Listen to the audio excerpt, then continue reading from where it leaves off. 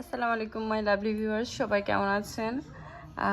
আমি একটা blueberry and raspberry plant আমার হাজব্যান্ড এটা স্যামস ক্লাব থেকে নিয়ে এসছে। সো এটা বাইরে প্ল্যান করব, আমি এখনো খুলিনি এটা, ভিতরে কেমন জানি না, দেখা যাচ্ছে। সো আপনাদের সাথে শেয়ার করব এবং এটা আমি প্ল্যান্টিং আউটসাইডে করতে যাচ্ছি।